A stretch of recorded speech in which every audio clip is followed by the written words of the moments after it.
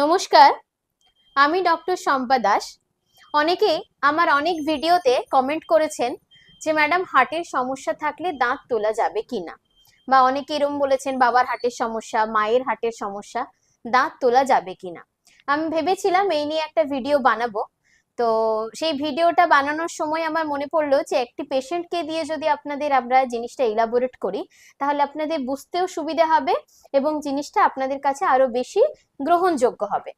তো প্রথমেই বলি, হার্টের পেশেন্ট যারা হন তাদের বেসিক্যালি যে ওষুধটা চলে খুব কমনলি, সেটা হলো ইকোস্প্রিন। এই ইকোস্প্রিনের কাজ হলো রক্তকে পাতলা করে দেওয়া। রক্তকে পাতলা করে দেওয়ার ফলে যখন আমরা কোনো ডেন্টাল প্রসিডিওর করতে যাব মনে করি, এই ইকোস্প্রিন কি কিন্তু রক্ত মানে চলাকালীন ইকোস্প্রিনটাকে যদি না বন্ধ করে আমরা দাঁত তুলি বা কোনো প্রসিডিওর করি, তাহলে সেক্ষেত্রে রক্ত ধরানোটা একটু কমপ্লিকেটেড হয়ে যায়। কিন্তু দাঁত তোলা যায়। তো এই ইকোস্প্রিনটাকে নির্দিষ্ট টাইম বন্ধ রেখে আমরা প্রসিডিওর করি এবং তার কিছু নির্দিষ্ট টাইম পর আমরা ইকোস্প্রিনটা আবার চালু করি। তো এক্ষেত্রে আরেকটা জিনিস আমরা করে থাকি, আপনি যে কার্ডিওলজিস্ট বা যে জেনারেল ফিজিশিয়ানের আন্ডারে ট্রিটমেন্টটা করছেন তার একটা পারমিশন আমরা নিয়ে নিই, কিন্তু করা যায়। তো আজ আমি একজন পেশেন্টের সাথে আপনাদের পরিচয় করাবো, যিনি কিন্তু হার্টের পেশেন্ট, এবং ওনার মুখ থেকে আপনাদেরকে শোনাবো যে ওনার কোনো অসুবিধে হয়েছে কিনা বা ওনার কি কি করা হয়েছে, সেই পুরো প্রসিডিওরটা আপনাদের শোনাবো। আচ্ছা আচ্ছা, আপনার নাম কি? আমার নাম মোহাম্মদ হোসেন। আচ্ছা, আপনার বয়স কত হবে? 72 বছর। 72 বছর। আপনার হার্টে কত বছর ধরে সমস্যা? আমার 10 সাল থেকে সমস্যা। 10 সাল থেকে এটা 26 সাল, মানে প্রায় 16 বছর। আচ্ছা, ওই সময় আপনার কি হয়েছিল? হার্টে কি অপারেশন হয়েছিল? হার্টে মাইক্রো সার্জারি করেছিল। মাইক্রো সার্জারি করেছিল। আপনি ইকোস্প্রিন কত বছর খাচ্ছেন? প্রথম থেকেই খাচ্ছি। মানে 16 বছর। হুম, আচ্ছা, আপনার আমরা কটা দাঁত তুলেছি? 12টা। 12টা দাঁত তুলেছি। আপনার কোনো অসুবিধে হয়েছে? না। আপনি একদম সুস্থ ছিলেন তো হুম, প্রত্যেকটা দাঁত তোলার পরে? সুস্থ ছিল।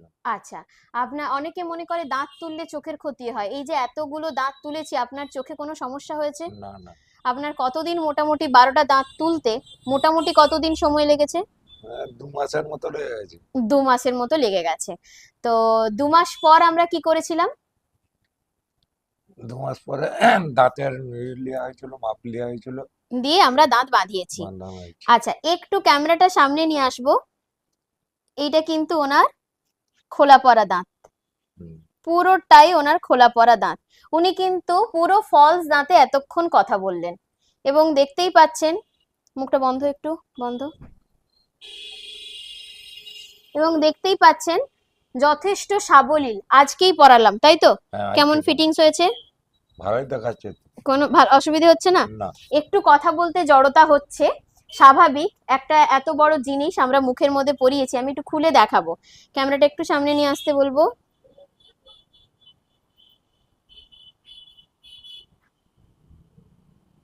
এই যে, এইটা হলো নিচের পাটি, এটা হলো উপরের পাটি। এইটা পরে উনি এতক্ষণ কথা বললেন, ঠিক আছে? এবং উনি একদম যথেষ্ট সাবলীল, এই মাত্র পরিয়েছি 5-7 মিনিট আগে, আর উনি যথেষ্ট সুন্দরভাবে কথা বললেন, ঠিক আছে? হুম। তো দেখতেই পেলেন ওনার বাকি দাঁতগুলো ছিল না, এবং ওই 12টি দাঁত, 32টি দাঁতের মধ্যে 12টি দাঁত পড়েছিল।